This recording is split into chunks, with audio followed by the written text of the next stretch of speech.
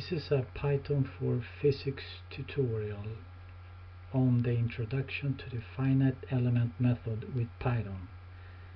This will be done within the UPTLab environment and will deal with one-dimensional problems. It is divided in two parts, and if you want to know how to run this notebook, please visit spectranova.net. There are certain requirements in order to get full idea of the concepts, and those are that you are familiar with the use of notebooks in UPTLab or in the classic version. You know how to import packages in Python, and you know how to use NumPy arrays. If you think you need some tutorial on this subject, please visit spectranova.net.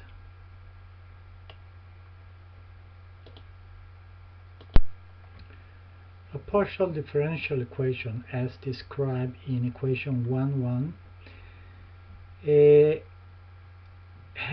may have an analytical solution, and this equation is associated with a right-hand side which is equal to 0. However, if you find a numerical solution to this partial differential equation, the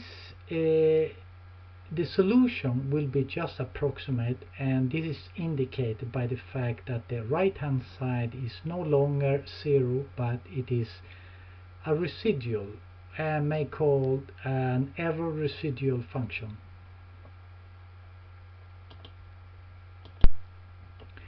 This error residual function may be minimized by summing up the squares of the residual function, which is the least square method of minimizing the error. However, if one replaces one of the residual functions by a weighted function, you get the weighted integral residual equation.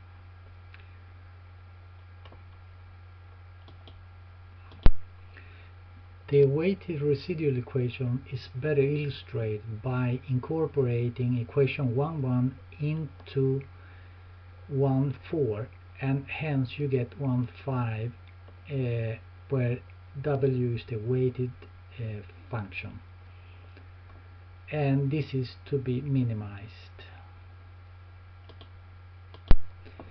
Equation 1.5 will be the basis for our development of the finite element method in this tutorial series. The implementation of the finite element method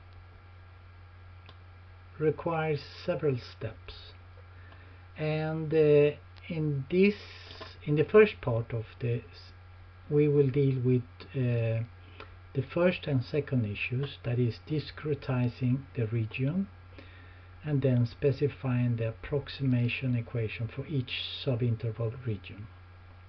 And in the second part we will deal with issue 3, 4 and 5.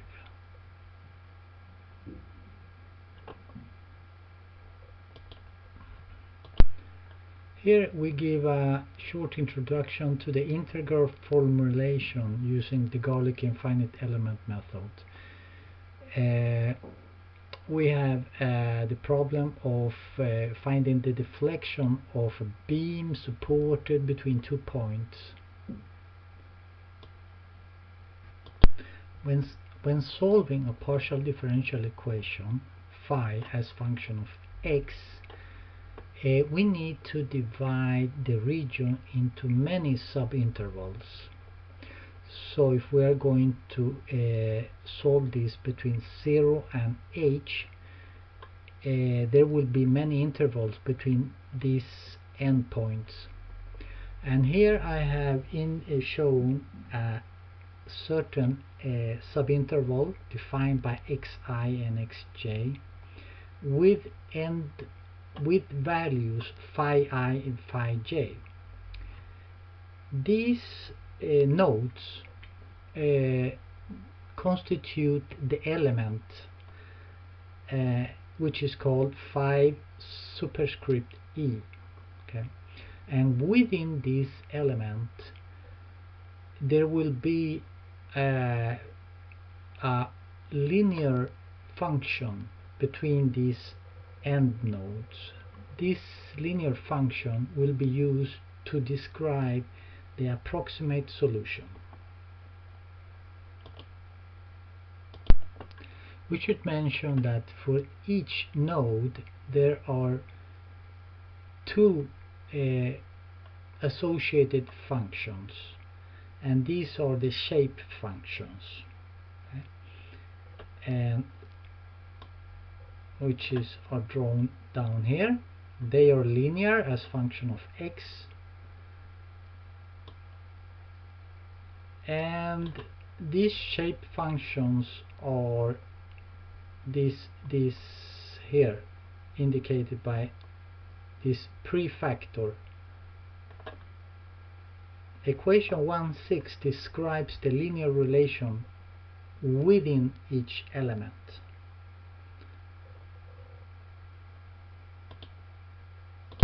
Now assume we are to determine the temperature within an element using the shape functions. Well, first we have to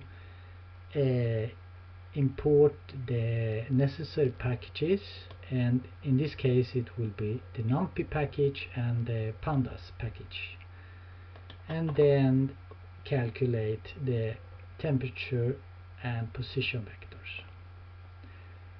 We start by doing that in this code cell, importing the packages, defining the node position and the temperature positions, and then determine the shape function according to equation 1,6.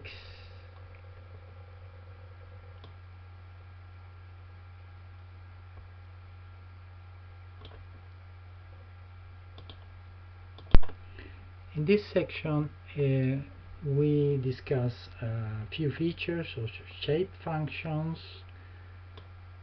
and in the next section we connect the elements into a piecewise smooth solution. This is done by evaluating the equation for each element. And for example, in here we have the equation for the first element, and here we have the equation for the second element, and so on. And the indexing of the first element begins at 0. The indexing of the elements is given by the superscript, and the subscript indicates the node position.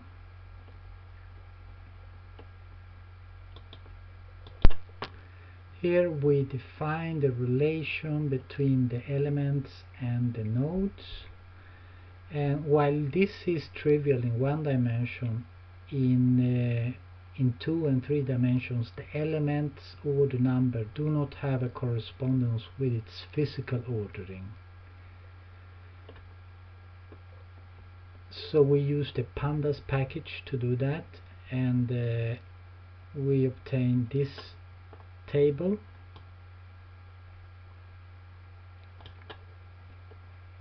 and then we define the node array, and each node is not only associated with its position but also may reflect whether it is a periphery or an internal node, or and maybe provide information about the type of material.